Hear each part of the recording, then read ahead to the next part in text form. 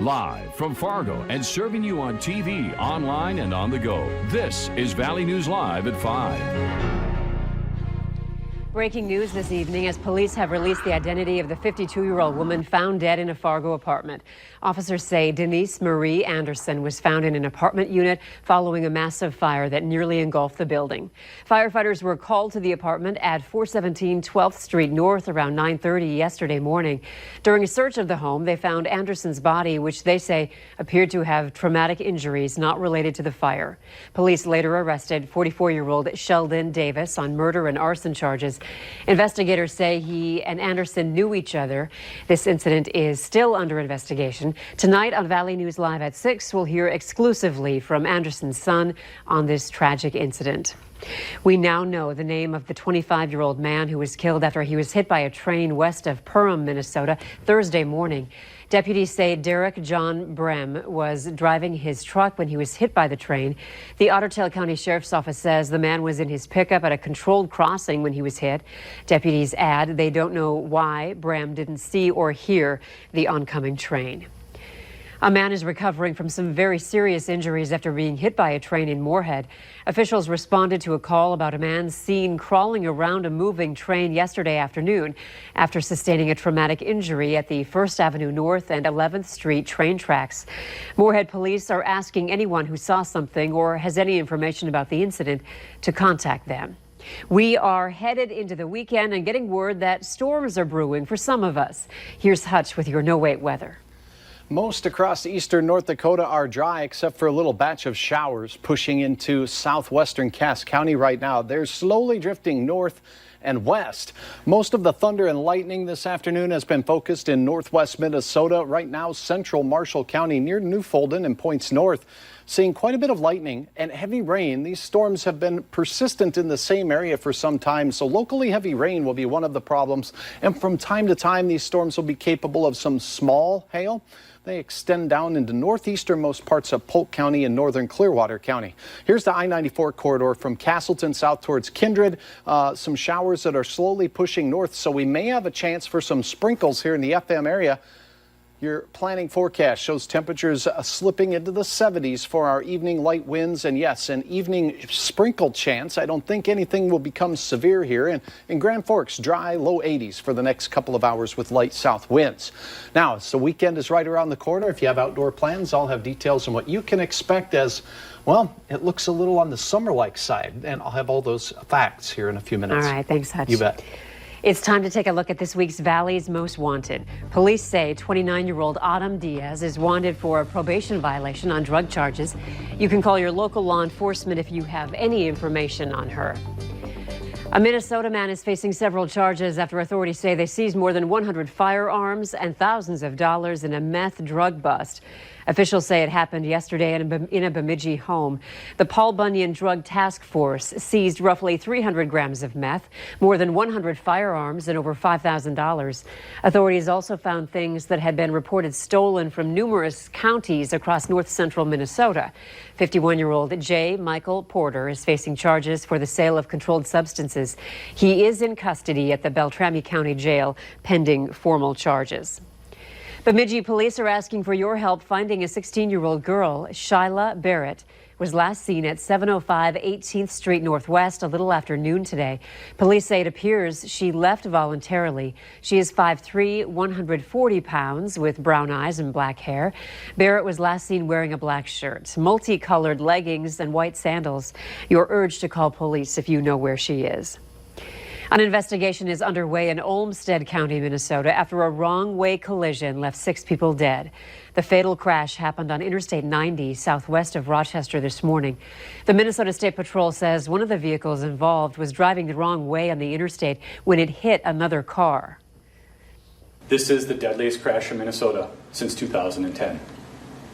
Shortly after 1:30 a.m., a call of a wrong-way driver eastbound in the westbound lanes of Interstate 90 near the Highway 42 exit was received and subsequently aired.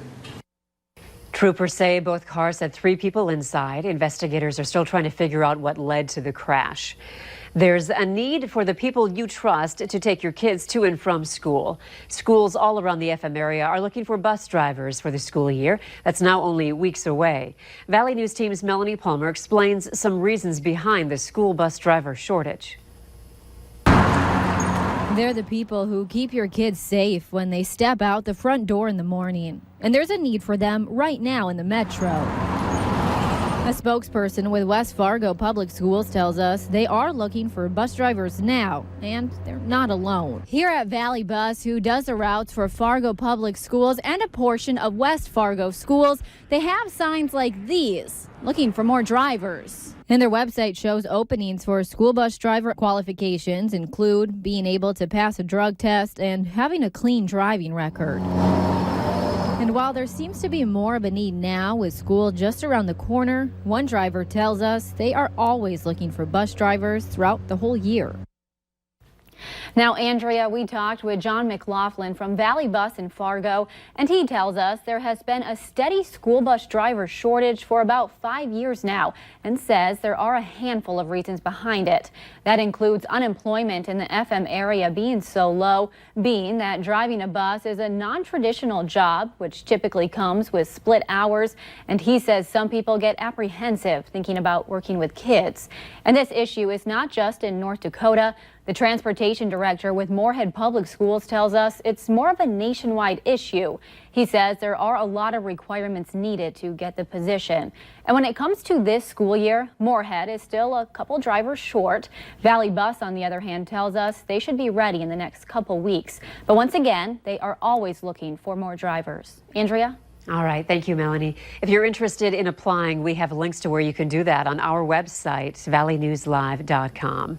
Some good news regarding the 5-year-old boy who was seriously hurt when he was thrown from a third-floor balcony at Mall of America.